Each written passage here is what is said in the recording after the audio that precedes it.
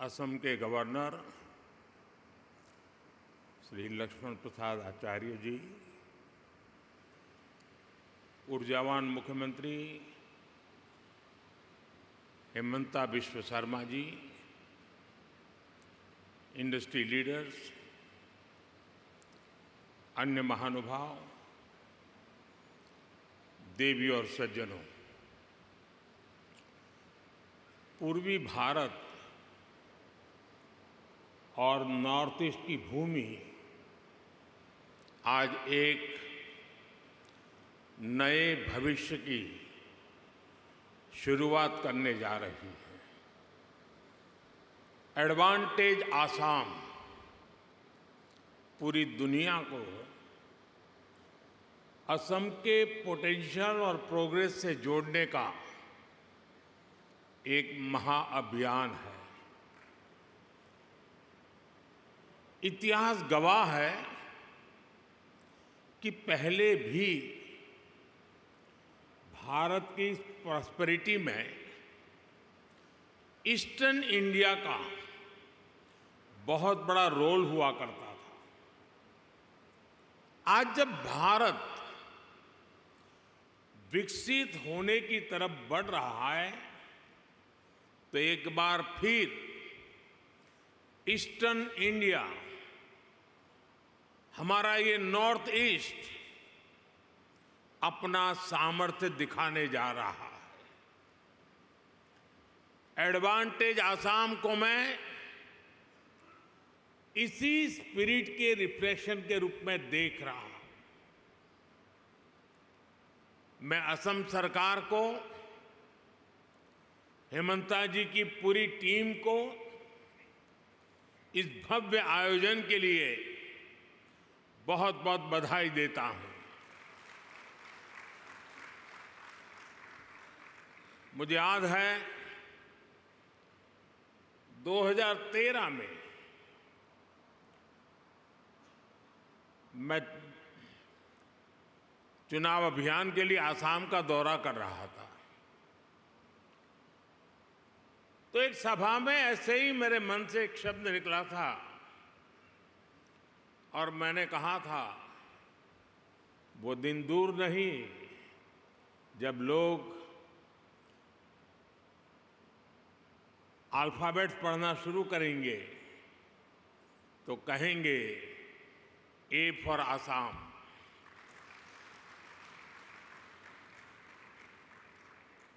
साथियों, आज हम सभी वैश्विक परिस्थितियों को बहुत बारीकी से देख रहे हैं, समझ रहे हैं। ये ग्लोबल अनसर्टेनिटी के बीच भी दुनिया के तमाम एक्सपर्ट्स उनके भीतर एक बात को लेकर सर्टेनिटी है, और वो सर्टेनिटी है भारत के तेज ग्रोथ को लेकर। भारत पर इस भरोसे का बहुत ठोस कारण है। आज का भारत आने वाले 25 साल की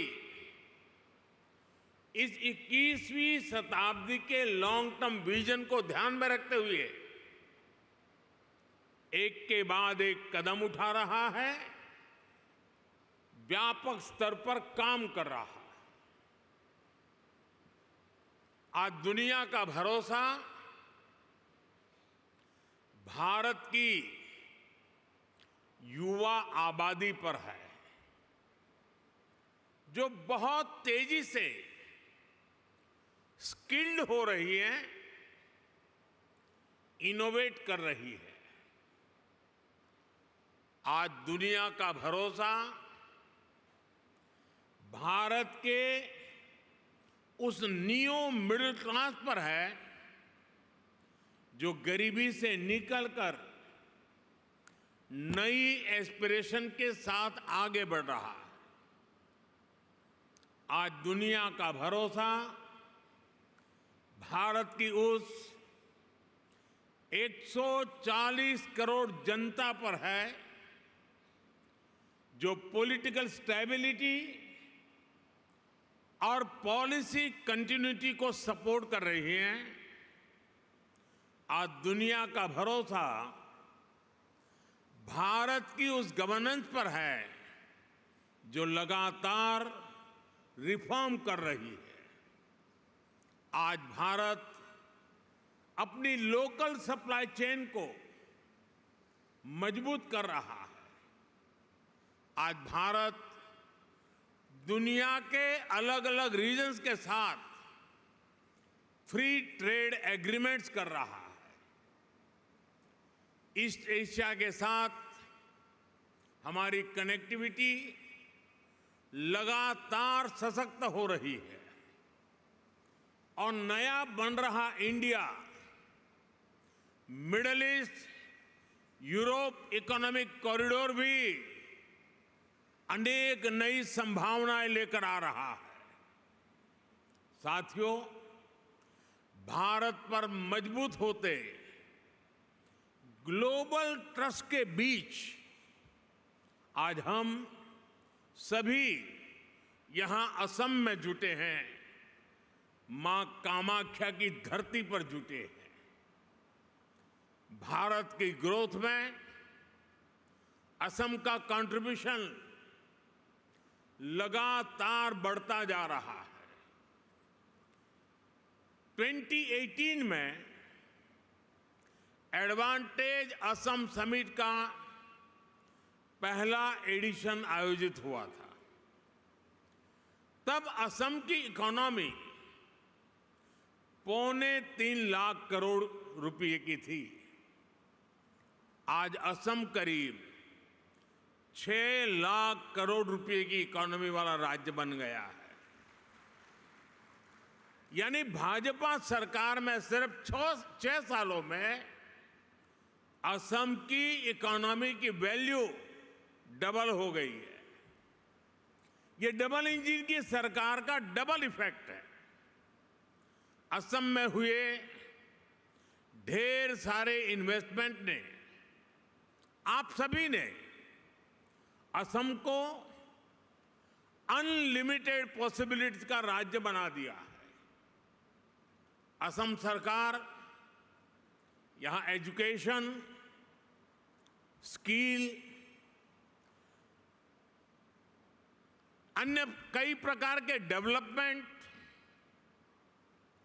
और साथ साथ बेहतर इन्वेस्टमेंट एनवायरनमेंट पर फोकस कर रही है।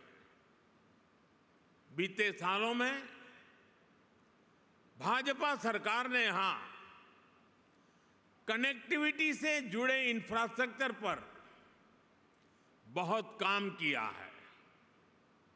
मैं आपको एक उदाहरण देता हूं। साल 2014 से पहले ब्रह्मपुत्र नदी पर बस 3 पुल थे। यानी 70 सालों में सिर्फ 3 ब्रिज। लेकिन बीते 10 सालों में हमने 4 नए ब्रिज बनाए हैं। हमने इनमें से एक ब्रिज का नाम भारत रत्न भूपेन हजारिका जी के नाम पर रखा है। असम को 2009 से 2014 के बीच रेल बजट में औसतन 2,100 करोड़ रुपए मिले थे। हमारी सरकार ने असम के रेलवे बजट को 4 गुना से ज्यादा बढ़ाकर 10,000 करोड़ रुपए तक पहुंचा दिया। असम के 60 से ज्यादा रेलवे स्टेशन को भी मॉडर्नाइज किया जा रहा है। आज गुवाहाटी से न्यू जलपाईगुड़ी के बीच नॉर्थ ईस्ट की पहली सेमी हाई स्पीड ट्रेन चल रही है। साथियों, असम की एयर कनेक्टिविटी का तेज गति से विस्तार हो रहा है। 2014 तक यहां सिर्फ 7 रूट्स पर फ्लाइट्स ऑपरेट होती थी। अब करीब करीब 30 रूट्स पर फ्लाइट्स चलने लगी है। इससे लोकल इकोनॉमी को भी बहुत बड़ा बूस्ट मिला है, यहां के युवाओं को रोजगार मिला है। साथियों, ये परिवर्तन सिर्फ इंफ्रास्ट्रक्चर तक सीमित नहीं है। लॉ एंड ऑर्डर में अभूतपूर्व सुधार हुआ है। बीते दशक में अनेक पीस एकॉर्ड्स किए गए हैं। बॉर्डर से जुड़े लॉन्ग पेंडिंग इश्यूज का समाधान किया गया है। आज असम का हर रीजन, हर नागरिक, हर युवा यहां के विकास के लिए दिन रात मेहनत कर रहा है। साथियों, आज भारत में इकोनॉमी के हर सेक्टर में, हर लेवल पर बड़े रिफॉर्म्स हो रहे हैं। हमने ईज ऑफ डूइंग बिजनेस के लिए निरंतर काम किया है। हमने इंडस्ट्री और इनोवेशन कल्चर को बढ़ावा देने का पूरा इकोसिस्टम तैयार किया है। स्टार्टअप्स के लिए नीतियां हो, मैन्युफैक्चरिंग के लिए पीएलआई स्कीम्स हो, या मैन्युफैक्चरिंग कंपनियां और एमएसएमईज को टैक्स में छूट देना हो, हमने हर एक के लिए बेहतरीन पॉलिसीज बनाई है। सरकार देश के इंफ्रास्ट्रक्चर पर भी बहुत बड़ा इन्वेस्टमेंट कर रही है। इंस्टीट्यूशनल रिफॉर्म, इंडस्ट्री, इंफ्रास्ट्रक्चर और इनोवेशन का यही कॉम्बिनेशन भारत की प्रगति का आधार है। और इसलिए इन्वेस्टर्स भी देश के पोटेंशियल को, उनकी और देश की प्रगति की पॉसिबिलिटीज को बदलता हुआ देख रहे हैं। और इस प्रगति में असम भी डबल इंजन की स्पीड से आगे बढ़ रहा है। असम ने 2030 तक अपनी इकोनॉमी को 150 बिलियन तक पहुंचाने का टारगेट सेट किया है। मुझे विश्वास है असम इस लक्ष्य को जरूर हासिल कर सकता है। मेरे इस विश्वास का कारण असम के सामर्थ्यवान और प्रतिभाशाली असम के लोग हैं, यहां की भाजपा सरकार का कमिटमेंट है। असम आज साउथ ईस्ट एशिया और भारत के बीच का गेटवे बनकर उभर रहा है। इस पोटेंशियल को और आगे बढ़ाने के लिए सरकार ने north east transformative industrialization scheme यानी उन्नति शुरू की है। ये उन्नति स्कीम असम समेत पूरे नॉर्थ ईस्ट में इंडस्ट्री को, इन्वेस्टमेंट को, टूरिज्म को गति देगी। मैं इंडस्ट्री के आप सब साथियों से कहूंगा, इस स्कीम और असम के अनलिमिटेड पोटेंशियल का पूरा लाभ उठाइए। असम की नेचुरल रिसोर्सेज और स्ट्रेटेजिक लोकेशन इस राज्य को इन्वेस्टमेंट का प्रीफर्ड डेस्टिनेशन बनाती है। असम के सामर्थ्य का एक उदाहरण असम टी है। असम टी अपने आप में एक ब्रांड है जो दुनिया भर में चाय के शौकीनों के जीवन का हिस्सा बन चुकी है। असम टी को 200 साल पूरे हो चुके हैं। ये लेगेसी असम को बाकी सेक्टर्स में भी आगे बढ़ने के लिए प्रेरित करती है। साथियों, आज ग्लोबल इकोनॉमी में बहुत बड़ा बदलाव हो रहा है। पूरी दुनिया एक रेजिलिएंट सप्लाई चेन की मांग कर रही है और इसी कालखंड में भारत ने अपने मैन्युफैक्चरिंग सेक्टर को आगे बढ़ाने के लिए मिशन मोड पर काम शुरू किया है। हम मेक इन इंडिया के तहत लो कॉस्ट मैन्युफैक्चरिंग को बढ़ावा दे रहे हैं। फार्मास्यूटिकल्स, इलेक्ट्रॉनिक्स, ऑटोमोबाइल, हमारी इंडस्ट्री ना सिर्फ डोमेस्टिक डिमांड्स को पूरा कर रही है, बल्कि इंटरनेशनल मार्केट में भी मैन्युफैक्चरिंग एक्सेलेंस के नए बेंचमार्क बना रही है। इस मैन्युफैक्चरिंग रिवॉल्यूशन में असम बहुत बड़ी भूमिका निभा रहा है।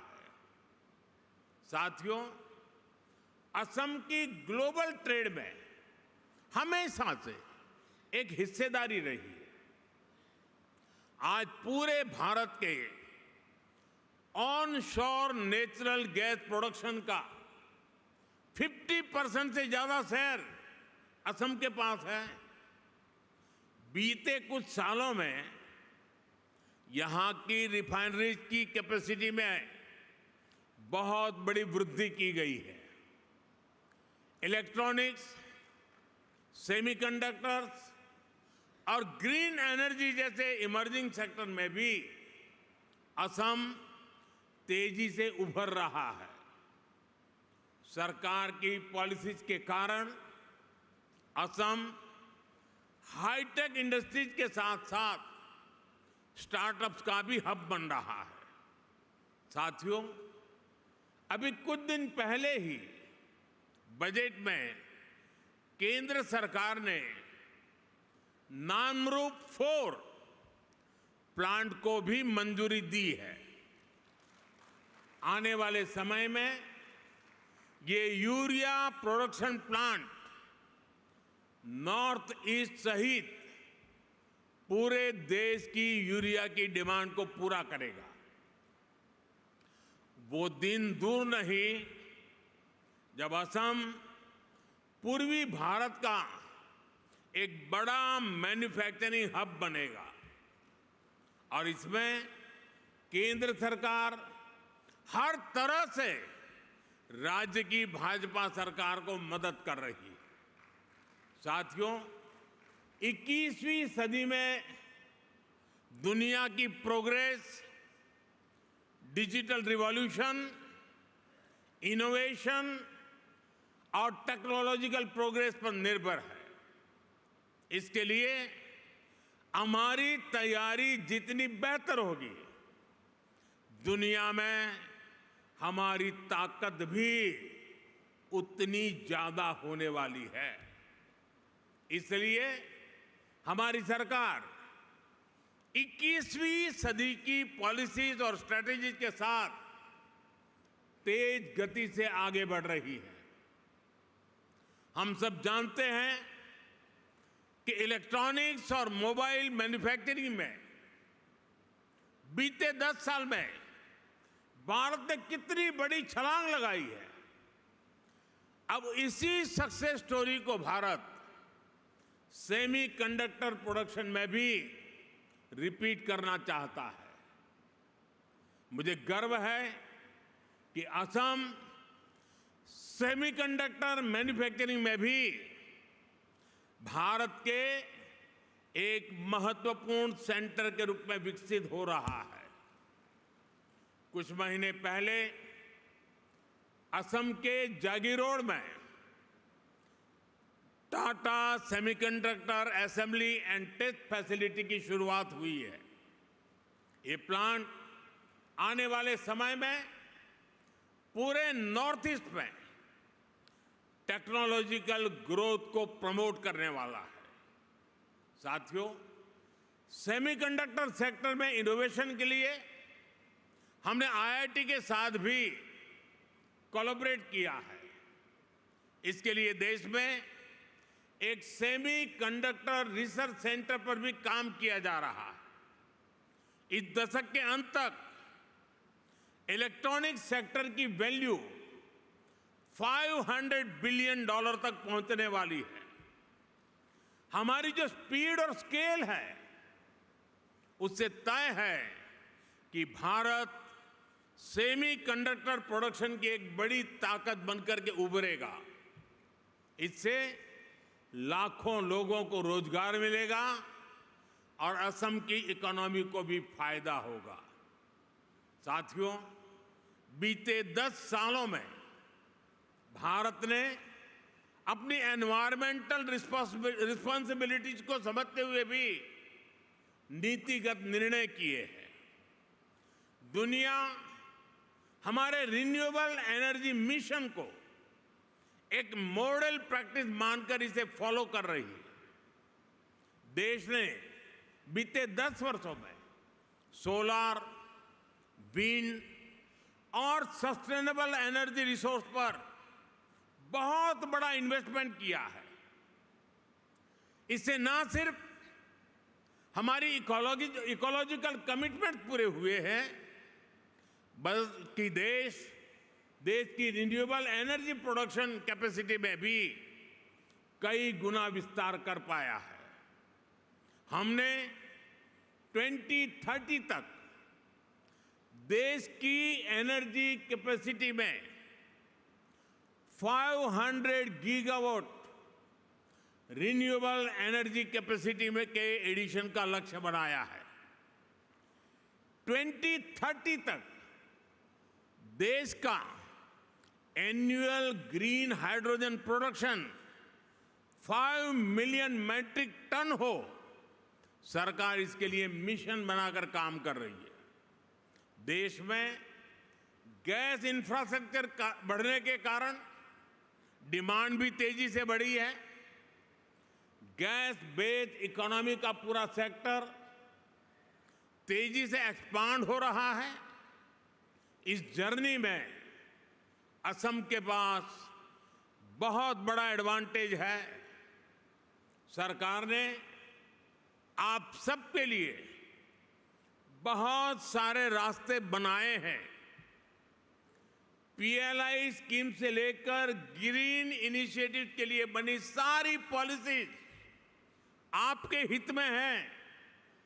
मैं चाहता हूं कि असम रिन्यूएबल एनर्जी सेक्टर में एक लीडर स्टेट बनकर के उभरे, और ये तभी हो पाएगा जब इंडस्ट्री के आप सभी लीडर्स यहां के पोटेंशियल को सही तरह से मैक्सिमाइज करने के लिए आगे आएंगे। साथियों, 2047 तक भारत को विकसित भारत बनाने में पूर्वी भारत की भूमिका बहुत बड़ी होने वाली है। आज पूर्वोत्तर और पूर्वी Bharat infrastructure, logistics, agriculture, tourism और इंडस्ट्री में तेज रफ्तार से आगे बढ़ रहा है। वो दिन दूर नहीं जब दुनिया भारत की डेवलपमेंट जर्नी में इस क्षेत्र को सबसे आगे बढ़ते हुए देखेगा। मुझे विश्वास है आप इस यात्रा में असम के साथी बनेंगे, साझीदार बनेंगे। आइए एक साथ मिलकर हम असम को एक ऐसा राज्य बनाएं जो पूरे ग्लोबल साउथ में भारत की कैपेबिलिटीज को नई ऊंचाइयों तक पहुंचाए। एक बार फिर आज की समिट के लिए आप सभी को मेरी ढेर सारी शुभकामनाएं। और जब मैं कह रहा हूं तो मैं आपको विश्वास दे रहा हूं, मैं आपके साथ हूं। विकसित भारत की जर्नी में आपके योगदान का पूरा समर्थक हूं। बहुत बहुत धन्यवाद।